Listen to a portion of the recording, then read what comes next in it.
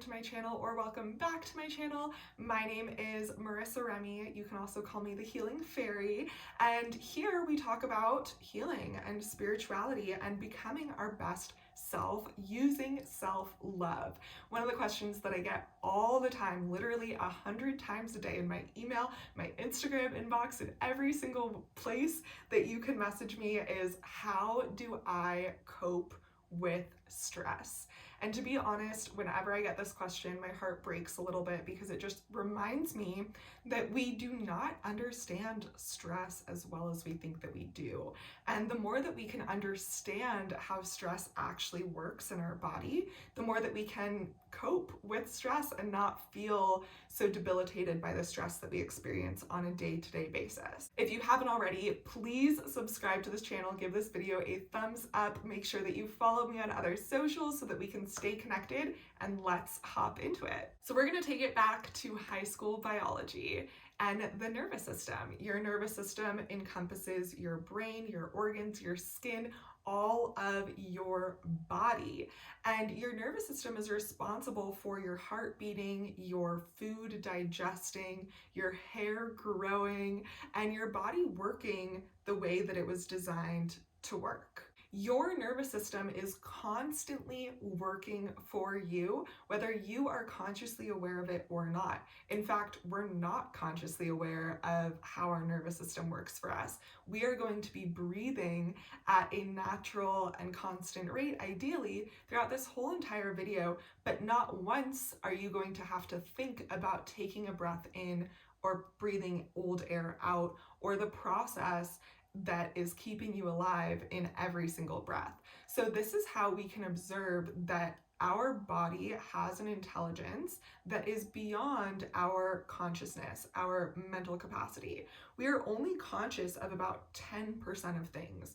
You would be on mental overload if you had to think about how to exchange oxygen to carbon dioxide, while also thinking about this video, while also thinking about how to sit upright, while also thinking about how to make sure that your cells are regenerating. It is impossible. So the brain has 90% of it in our subconscious, so that all of these systems can continue to run without us being consciously aware of them. That gives us 10% of our brain to be consciously aware of the things that we want to be aware of. You have the choice to click on this video, to spend this time with me, and to be thinking about these things with me. That is the 10% part of your brain that you are consciously aware of. Now, oftentimes things are going to pop up into our conscious mind from our subconscious that we don't realize has been in that 90% subconscious region for so incredibly long. So in Eastern tradition and in many ancient indigenous energetic and spiritual practices, we believe that every single problem that we experience in the body, whether it's a mental problem, a physical problem, an emotional problem, every single thing is an energetic problem, because the nervous system runs on energy. So if you are breathing at a very shallow rate, that is a certain energetic frequency, and it is shifting the overall health of your body. By just focusing on your energy, the energetic vibration and frequency of your cells, you can promote an overall healthier nervous system that doesn't have to work as hard in order to achieve the things that it was designed to do. And therefore, you will feel less stress in your conscious mind. So you might be like, what the heck are you even talking about? I don't even understand anything that you just said, and that's okay, because this wasn't ever explained to us in high school biology. This is being explained to you right now for the very, very first time. Your nervous system, which is your brain, goes all through your body, down into your little fingertips, down to your toes, is constantly taking in information. It's actually taking in 37.2 trillion bits of information in every second. It is so much information. Right now, my nervous system is taking in the information that my AC system just turned on. It's going to take in the information that I'm going to feel some cold air on my skin, while I'm also thinking about the things that I'm sharing with you. I'm feeling the clothes on my body. I am observing light from outside. There's so much that my nervous system is experiencing on a day-to-day basis. And when our nervous systems are experiencing a little bit too much or a little bit more than it can process, that's when we start to experience conscious stress. That's when we are stressed about that test, when we're stressed about the date, or we're feeling anxious, or whatever it could be. It's a nervous system overloaded experience. Now, our nervous system can be overloaded with lots of different forms of subconscious stress. Hunger is a form of subconscious stress. When your body feels hungry, it sends stress signals to your brain so that you will feel discomfort and start to have energy to go get food. So the body uses stress in order to communicate with itself. But when you're constantly feeling hungry, when you're constantly feeling like your clothes are a little bit maybe too tight, you're the wrong temperature, there's something slimy or a texture you don't like, the food doesn't taste right, blah, blah, blah, what can happen is our nervous system can get overloaded with stress, and you can experience what we call sensory overload. This is actually something that happens a lot more commonly than we might think. I often find myself working with women who tell me that they just snapped at their partner or behaved in a way that is not typically in their alignment. So what we do is we break down what is happening in the hours leading up to that. What were the things that you were telling yourself? What were the things that were happening in your environment? And were you able to take a break? Were you able to de-stress at any point? Oftentimes we find ourselves doing these really destructive behaviors, snapping at someone, causing harm that we didn't mean to cause, because we are in a sensory overload experience.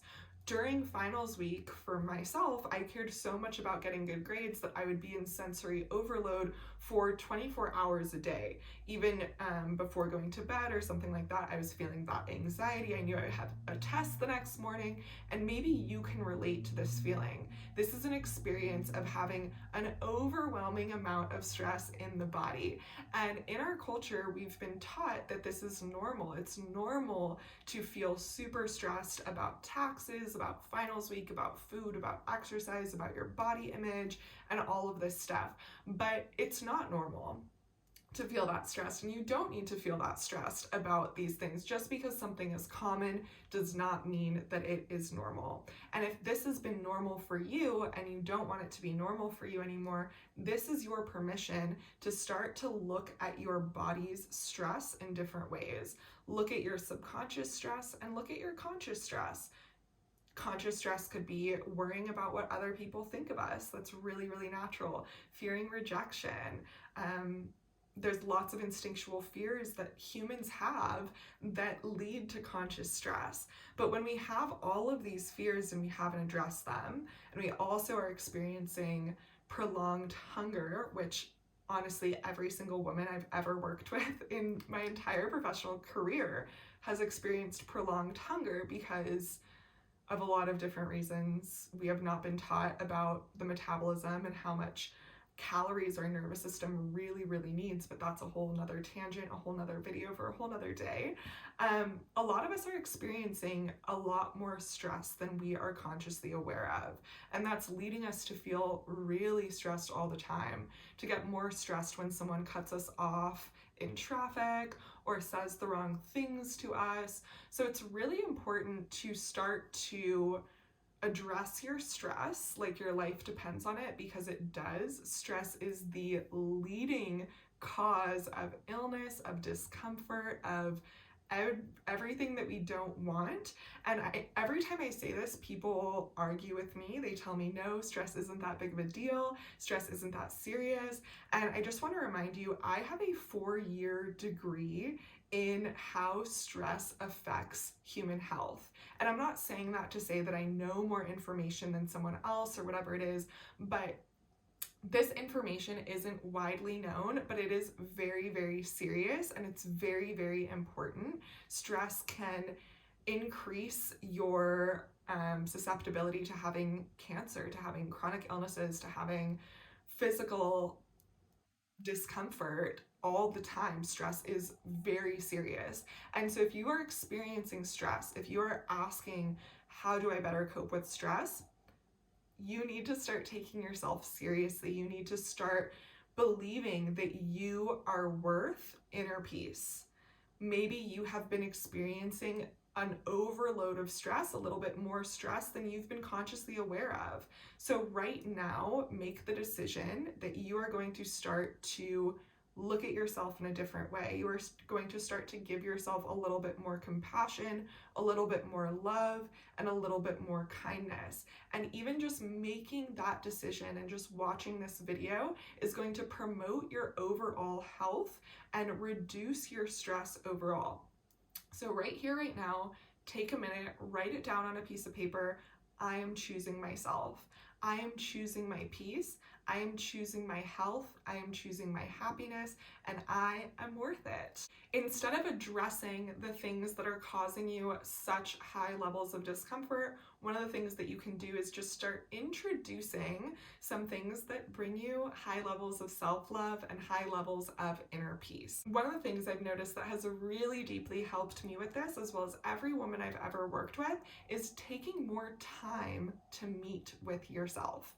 Take 5 minutes when you show up to an event or show up to meet with a friend and sit in the car and tell yourself something that you're grateful for in yourself. Tell yourself something that you intend for in this interaction, and then go into the interaction. The more that you have those times where you connect with yourself, you meet with yourself, you allow your inner child to be seen, your higher self to be seen, maybe the most stressed parts of you and the most confident parts of you get to meet up during these times. And what that does is it promotes overall health and overall wellness. So you feel a lot more calm, you feel a lot more clear as you go into everything that you're going to do.